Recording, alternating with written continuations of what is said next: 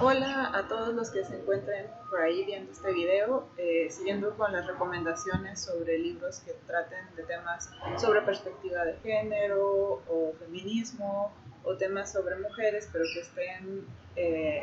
accesibles al público no especializado. Me gustaría platicar de un libro que no es necesariamente de feminismo, pero creo que sí es muy importante leerlo, compartirlo, para entender parte de la lucha de este movimiento y también para comprender de una manera mucho más crítica y más observante las distintas formas en las que nos relacionamos distintos miembros de la sociedad. Y este libro al que me voy a referir se llama No son micro, machismos cotidianos, de Claudia de la Garza y Erendira Derbez. Ellas son historiadoras del arte e ilustradoras de la Universidad Iberoamericana, que en este año, a inicios de este año, salió publicado por Grijalbo este libro, donde se hablan de aproximadamente 100 conductas o microagresiones que nosotros llamaríamos comúnmente micromachismos. Este es un libro de muy fácil lectura y muy inteligentemente ilustrado, precisamente ejemplificando este tipo de microagresiones. Pero, ¿qué son los micromachismos? ¿A qué se refiere y en qué son diferentes a lo que se le denomina como machismo y por qué tendríamos que estar hablando de ellos? Bueno, una conducta micromachista es una agresión cotidiana, casi desapercibida, que está basada en una serie de creencias, costumbres, hábitos, donde hay una suposición inicial que es la suposición fundamental de un sistema patriarcal en la que hay un grupo que en este caso beneficia mayoritariamente a los hombres y que la dominancia de ese grupo está fundamentada en la sumisión de otro, que normalmente suele ser las mujeres. Estos sistemas de desigualdad entre hombres y mujeres se refuerzan con ciertos hábitos y costumbres, creencias que hemos normalizado a lo largo de mucho tiempo en la historia de la humanidad, pero al mismo tiempo a lo largo de nuestra vida, en nuestra relación social, tanto de hombres como con mujeres,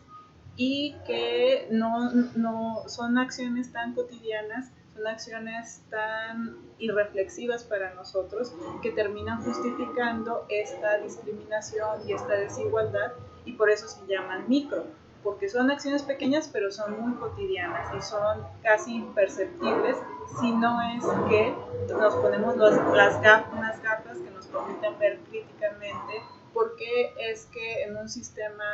como en el que vivimos las mujeres ocupan estos lugares, por qué los hombres estos, y no criticamos ese sistema.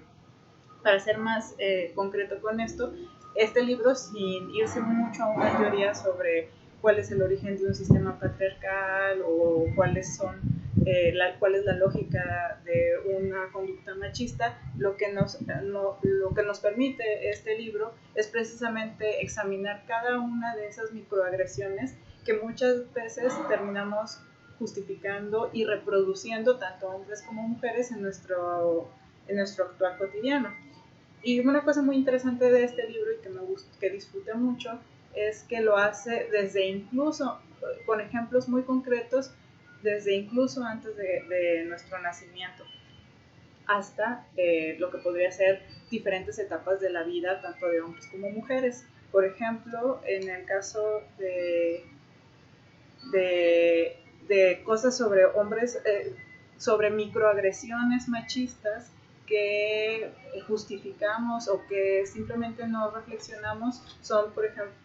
y que nos afectan a hombres y mujeres incluso antes de nacer, es, por ejemplo, la idea de que ciertos colores o ciertas formas de vestimenta son atribuibles a un género y no a otro. Por ejemplo, aquí viene en la sección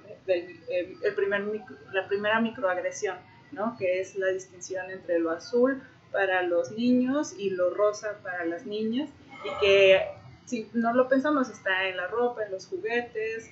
que ciertos juguetes o ciertas actividades son propias para niños y no para niñas, y aquí reflexiona un poco y brevemente, también es muy esquemático en ese sentido, sobre las consecuencias de seguir perpetuando este tipo de ejemplos si no somos reflexivos sobre ellos. Y luego más adelante, por ejemplo, en las relaciones ya que se van desarrollando entre jóvenes y mujeres, entre jóvenes hombres y mujeres en la sociedad, está, por ejemplo, creencias tales como aquí casualmente le abrí en este que es las mujeres no saben hacer negocios. Esta creencia de que hay, por nuestro lugar en la sociedad, hay individuos o grupos de personas que son más aptos para hablar de dinero y otros que no, o que son inherentemente es apropiado para cierto grupo como los hombres que sí hablen de temas financieros, pero que las mujeres, las hijas, las madres no sepan manejar una cuenta bancaria, que no sepan hacer un trato, cerrar un trato de negocios, cuáles son las consecuencias de que se le, por una cuestión cultural, por una cuestión social, que está basada en la idea de que hombres y mujeres no son iguales ante la sociedad, cuáles son las consecuencias de negarle, por ejemplo, el acceso a una educación financiera a las mujeres. Y eso, por ejemplo, ahorita me viene a la mente este dato irrefutable, que en una sociedad tan desigual económicamente y socialmente como México, donde el 50% de la población vive en condiciones de extrema pobreza, ese 50% de la población que vive en condiciones económicamente muy difíciles, el 60 de ese 50 son mujeres, y tiende a perpetuarse ese número con el paso del tiempo, porque tenemos esta idea muy arraigada de que las mujeres no son malas para los negocios, son malas para el dinero, etc. Otro, por ejemplo, otra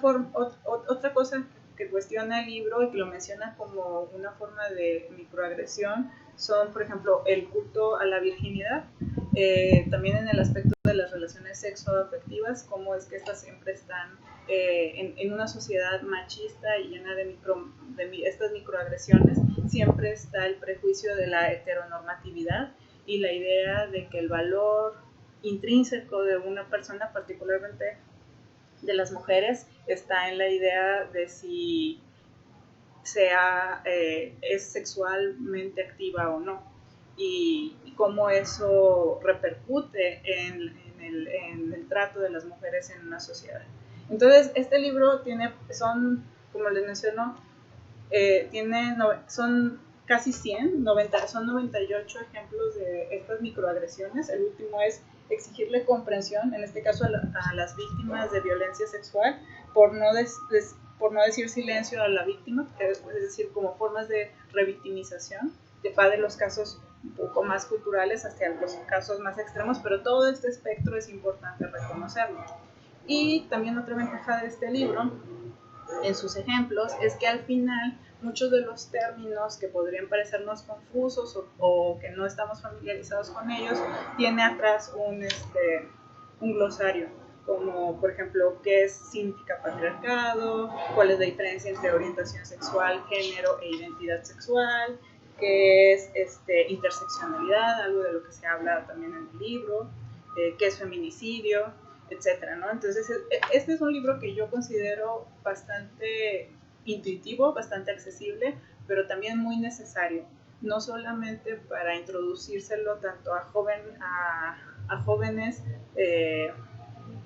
de todos los géneros. También este es uno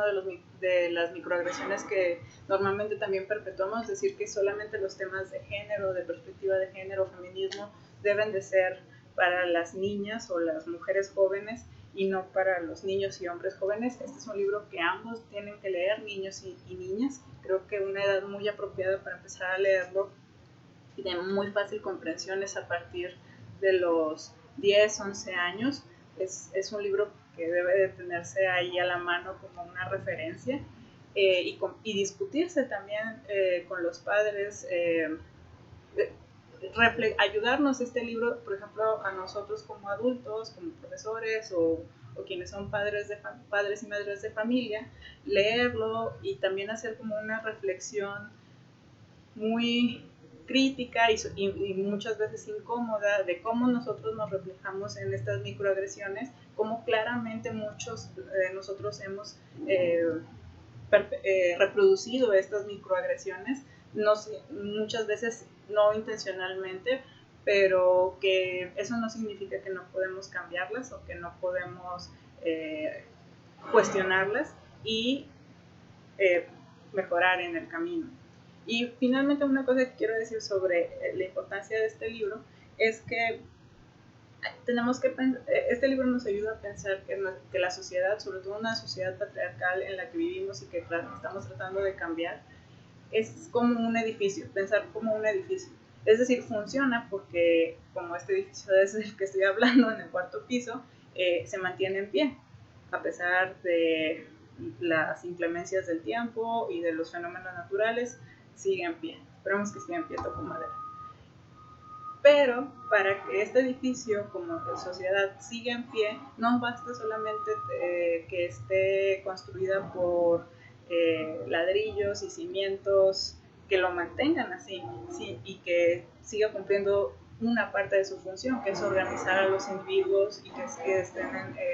de una manera pacífica y de buena convivencia, sino que para que realmente eso sea así, porque no olvidamos que estas microagresiones